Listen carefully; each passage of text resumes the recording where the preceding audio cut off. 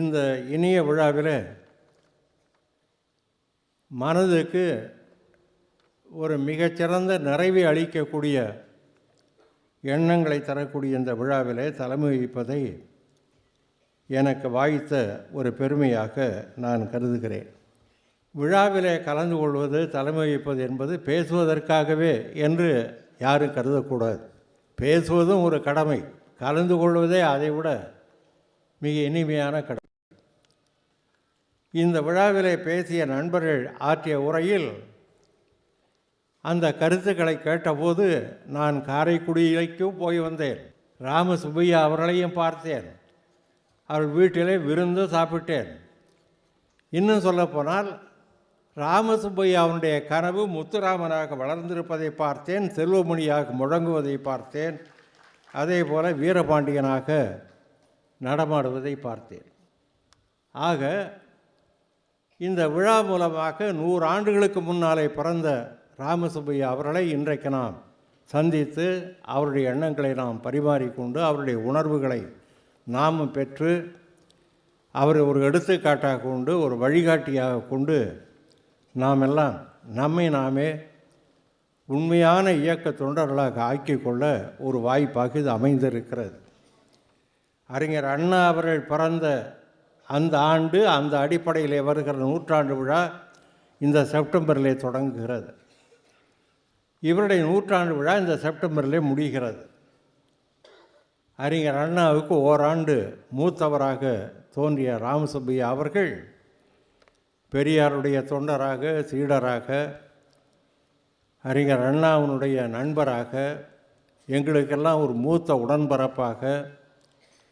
ஆனால் இதெல்லாம் நான் அடையாளத்திற்கு சொல்கிற, உரிமைக்கு சொல்கிற சொற்களை தவிர நடைமுறையில் எல்லோருக்கும் தொண்டராக, உழைப்பதற்கு அஞ்சாதவராக, தன்னலத்தை பற்றி எண்ணாதவராக, இந்த இயக்கத்தினுடைய கொள்கையிலே ஊறிப்போன ஒருவராக, இன்னும் சொல்லப்போனால் இந்த கொள்கை வளர்கிற போது இந்த கொள்கையோடு சேர்ந்து வளர்ந்தவராக, பெரியாருடைய லட்சியத்திற்கு ஒரு சின்னமாக அறிஞர் அண்ணாவுடைய குறிக்கோளை நிறைவேற்றுவதற்கு ஒரு ஆர்வமிக்க செயல் வீரராக விளங்கியவர் ராமசுப்பையா அவர்கள். ராமசுப்பையா அவர்களுக்கு கலைஞர் மேலவை உறுப்பினர் பதவி வழங்கியது என்பது ராமசுப்பையாவுக்காக அல்ல, நாம் நன்றி உணர்வை என்றைக்கும் கைவிட மாட்டோம் என்று எடுத்து காட்டுவதற்காக. அவரை பற்றி சொல்கிற போது அவர் வேராக இருந்தார், மரத்தினுடைய வேர் ஆக இருந்தார். வெளியில் அதிகம் தெரியாதவர். அந்த காலத்தில் சுயமரியாதை இயக்கமே அதிகம் தெரியாது. எந்த தொண்டரும் அந்தந்த ஊரையிலே தான் அதிகமாக தெரியப்படுவார்கள். குடந்தை கேட்க நீலமே என்றோ, விருத்தாச்சலம் அன்றைக்கு இருந்த முனுசாமி என்றோ, அல்லது கடலூரில் ஒரு தெய்வ செய்யாமணி என்றோ ஊருக்கு ஒருவரைத்தான் சொல்வார். அப்பொழுது காரைக்குடி ராமசுப்பையா முருகப்பா அவர்கள் நேரடியாக இயக்கத்தில் இல்லாத காரணத்தால் சீர்திருத்த இயக்கத்தில் முன்னோடியாக விளங்கினாலும் கூட பெரியாருடைய இயக்கத்திலே, சுயமரியாதை இயக்கத்திலே நேரடியாக ஒரு பக்கம் ஒரு அளவுக்கு வைசு சண்முக அவர்கள், இன்னொரு பக்கம் நம்முடைய ராமசுப்பையா அவர்கள்தான் இந்த இயக்கத்திற்கு அந்த நாளில் அடையாளம் காட்டுகிற தொண்டர்களாக, தலைவர்களாக, அந்த இயக்கத்தை வளர்ப்பவர்களாக இருந்தார். உண்மையாகவே வேறாக இருந்து அவர் ஆற்றிய பணி எல்லா துறையிலையும் பரிணமித்தது, பெருகியது, வளர்ந்தது, பயன் கொடுத்தது, தழைத்தது, தமிழகத்தை வாழ்வித்தது என்று சொல்லுகிற ஒரு சிறப்பு ராமசுப்பையா அவருடைய வரலாற்றை எண்ணி பார்த்தால் யாரும் உணர்வார்கள். இன்றைக்கு கலைஞருடைய தலைமையிலே ஒரு ஆட்சி இருக்கிறது என்றால் இந்த ஆட்சிக்கு கூட ஒரு வேர் ராமசுப்பையா. அறிஞர் அண்ணா தலைமையில் இருக்கிற போதே இந்த இயக்கம் சட்டமன்றத்திற்குள்ளே நுழைந்தது என்றால் அதற்கு வேர் ராமசுப்பையா. 71வது ஆண்டு நடைபெற்ற தேர்தலில் ராமநாதபுரம் மாவட்டத்தில் எல்லா தொகுதிகளிலையும் திராவிட முன்னேற்ற கழகம் வெற்றி பெற்றது என்று சொன்னால் அதற்கு காரணம் ராமசுப்பையா அவர்கள். எனவே நம்மை வாழ்வித்தவர்கள் என்ற முறையில் நம்மை வாழ்வித்தவர்களால் கலைஞரை முதலமைச்சராக்கியவர் என்றோ என்னை அமைச்சராக்கியவர் என்றோ அந்த கருத்தில் கருதக்கூடாது. அதைவிட முக்கியமாக கலைஞரை என்னையோ மனிதனாக்கிய அந்த இயக்கத்தினுடைய அடிப்படையில் எங்களை மனிதன் ஆக்கிய காரணத்தாலே வேறு பல பேர் இன்றைக்கு எங்களை பார்த்து விரல்கிற அளவுக்கு, எங்களை ஒருவேளை வெறுக்கிற அளவுக்கு சில அடிப்படை கொள்கைகளை மாறுபட்டாலும் கூட அந்த உணர்வு எங்களிடத்தில் நிலைக்கிற அளவுக்கு பாடுபட்ட ஒரு வழிகாட்டி ராமசுப்பையா அவர்கள். அவர்கள் அதிகம் பேச மாட்டார்கள் என்று நம்முடைய முத்துராமன் அவர்களும் வீரபாண்டியன் அவர்களும் இங்கே பேசுகிற போதெல்லாம் சொன்னார். அதிகம் பேச மாட்டார்கள், மேடையில் ஏறி பேச மாட்டார்கள். மேடையில் ஏறி பேச வேண்டிய அளவை விட அதிகமாக நேரடியாக பேசி விடுவார்கள். உரையாடுகிற போதே பேசி விடுவார்கள். அப்படி உரையாடுவதிலேயே ஒரு ஆர்வம். அது அந்த காலத்தில் மேடைக்கு மேடை பேசுவதற்கு பதிலாக திண்ணைக்கு திண்ணை பேசுகிற அளவுக்கு இருந்த ஒரு உணர்வுடைய பிரதிபலிப்பு. அவர்களை நான் கேள்விப்பட்டவனாக இருந்து அவர்களை முதலாக நெருக்கமாக சந்திக்கிற வாய்ப்பை நான் பெற்றது 45வது ஆண்டு மதுரையில் நடைபெற்ற கருஞ்சட்டை மாநாட்டில். அந்த கருஞ்சட்டை மாநாட்டில் நானும் கருப்பு சட்டை போட்டவனாக சென்றிருக்கிறேன். அங்கே மேடையில் 2வது நாள் காலை நிகழ்ச்சியிலே நான் பேசுகிறேன். பெரியார் தலைமை வகிக்கின்றார்கள். அந்த நேரத்தில் பட்டுக்கோட்டை அழகிரி அவர்கள் உரையாற்றி விட்டு, எனக்கு மேடையில் உட்கார்ந்து இருக்க என்னால் முடியவில்லை, நான் செல்கிறேன் என்று அவர் சென்று விட்டார்கள். அந்த நேரத்தில் எதிர்பாராத விதமாக அந்த கருஞ்சட்டை மாநாடு வைகை ஆற்றிலே அதனுடைய வட பகுதியில், ஆற்றினுடைய தென்பகுதியில் வடகரை ஓரத்தில் அங்கே ஒரு சிறு புது நகர் அமைந்திருந்தது. அந்த நகருக்கு பக்கத்தில் அந்த பந்தல் போடப்பட்டிருந்தது. ஒரு 500 பேர் 600 பேர் அமரக்கூடிய பந்தல். அந்த காலத்தில் 500 பேர் அமருவதற்கு போடுகிற பந்தல் என்பது இன்றைக்கு மாபெரும் மாநாடு நடத்துகிறோமே அதற்கு சமமானது. அதில் தாய்மார்கள் 150 பேர் அந்த தாய்மார்கள் இருக்கிறார்கள். அவர்கள் குழந்தைகளோடு வந்திருக்கிறார்கள். குழந்தைகளுக்கு தொட்டில் கட்டி, தொட்டில் என்பது ஏனைகள் கட்டி அதில் குழந்தைகள் போடப்பட்டிருக்கின்றன. ஒரு 5-6 குழந்தைகளாவது இருக்கும். அந்த நேரத்தில் எப்படியோ இந்த கருஞ்சட்டை மாநாடு என்பது வைதிகர்களுடைய மனப்பான்மையில் இந்த மாநாடு இன்றைக்கு நடைபெற்றுவிட்டால் நாளைக்கு மதுரை முழுவதும் அவர்கள் குற்றம் போடுவார்கள், இன்றைக்கு மாநாட்டை நடத்த விடக்கூடாது என்று சொல்லி ஒரு கூட்டம் கிளம்பி ஒரு 20-30 இளைஞர்கள் கையில் கம்புகளோடு வந்து அந்த பந்தலை சுற்றி ஒரு 100 அடி 150 அடி தொலைவில் நின்று அங்கிருந்து தீப்பந்தங்களை எரிந்து அந்த நம்முடைய கொட்டகை பந்தல், கீத்து பந்தல் நெருப்பு பிடிக்க தொடங்கியது. ஐயா அவரிடத்தில் 1-2 தொண்டர்கள், அப்பொழுது திராவிடமணி வீரமணி அவருடைய ஆசிரியராக இருந்து அவர்களையும் மிகுந்த சிறந்த முறையில் இந்த இயக்கத்திலே முன்னணிக்கு வரக்கூடிய அளவுக்கு அன்றைக்கு வித்தூன்றியவர் அந்த திராவிடமணி அவர்கள் அந்த மாநாட்டு பந்தலை விட்டு வெளியிலே சென்றவரை மடக்கி விட்டார்கள்.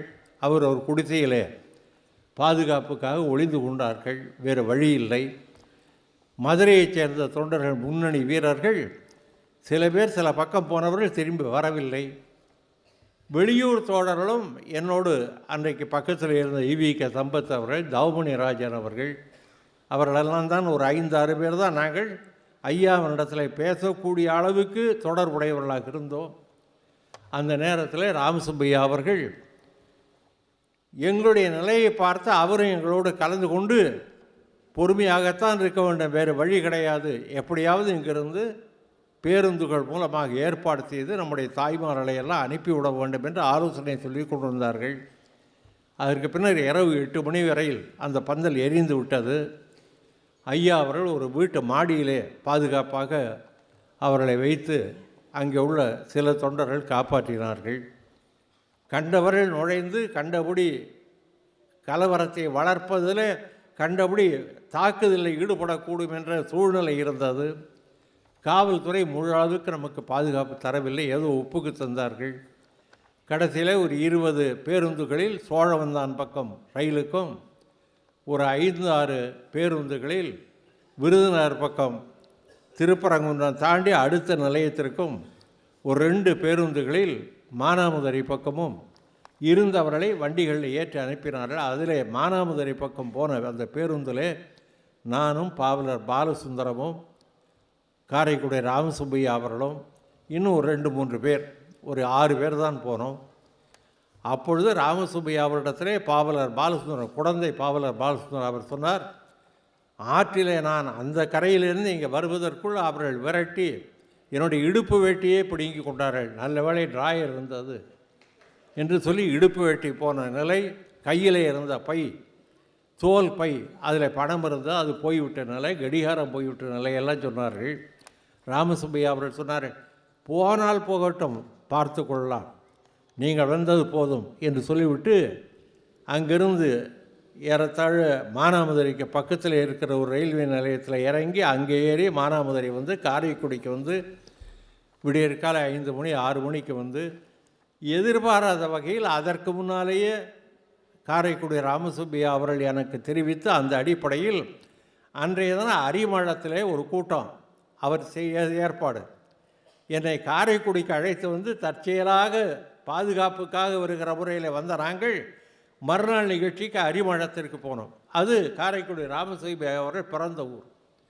அங்கே ஒரு ஹோமியோபதி டாக்டர் அவர் அந்த கூட்டம் நடத்தினார். சொல்கிறது 46வது ஆண்டு.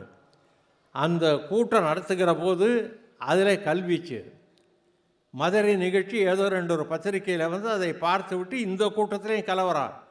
ராமசுப்பையா அப்பொழுது சொல்கிறார், கல் வீசுகிற போது பாதுகாப்பாக பார்த்து கொள்ளுங்கள், ஆனால் தொடர்ந்து கூட்டம் நடக்கும் என்று சொல்லிவிட்டு ஒரு 50-60 பேர் தான் எதிரே இருந்தார்கள். நாங்கள் பேசினோம். ஆக பேச்சாளர்களுக்கெல்லாம் உறுதுணையாக இருந்து ஊக்கம் கொடுத்து ஆதரவு கொடுத்து அவர்களை அழைத்து கொண்டு போய் நிகழ்ச்சியை நடத்தி ஒவ்வொரு ஊர்லேயும் கழக முத்திரையை குத்தி விட்டு வந்தவர் ராமசுப்பையா அவர்.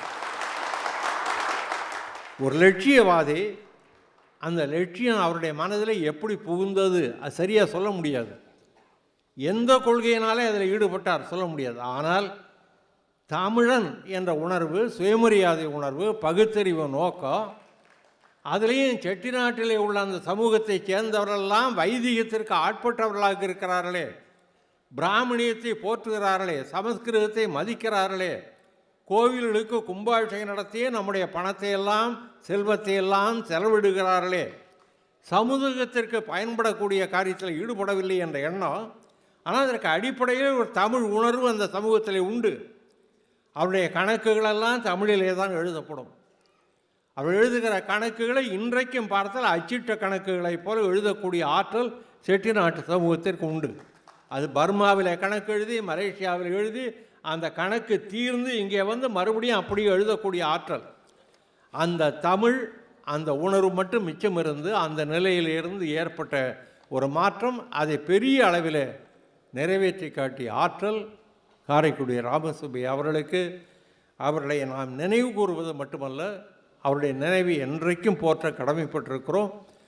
ஒரு வகையில் சொல்லப்போனால் கலைஞர் அவர்கள் அடிக்கடி சொல்வதைப் போல, உன்னால் இயக்கத்தால் உனக்கென்ன பலன் என்று எதிர்பாராதே,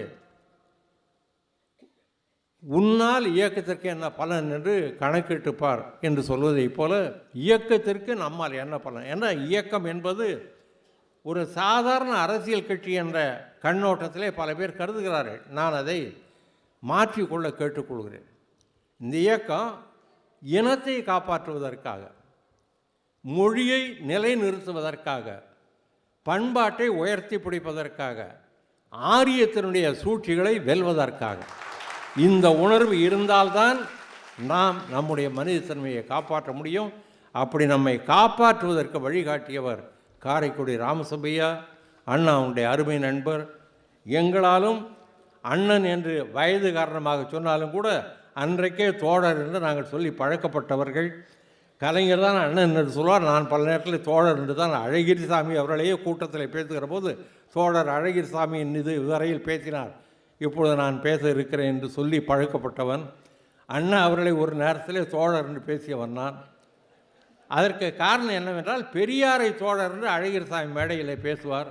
அவரோடு சேர்ந்து ஒரு 4 கூட்டங்களாவது நான் பேசியிருக்கிறேன். அதைத்தான் நம்முடைய திராவிடர் கழக தலைவர் வீரமணி அவர்கள் சொன்னார்கள். அந்த தோழர் என்பதிலே கூட ஒன்றும் பெரிய தவறு இல்லை. மனம் நல்ல மனமாக இருந்தால் தோழர்களே தலைவர்களாக விளங்குவார்கள் என்று கூறி என் வாழ்த்துறையை நிறைவு செய்கிறேன்.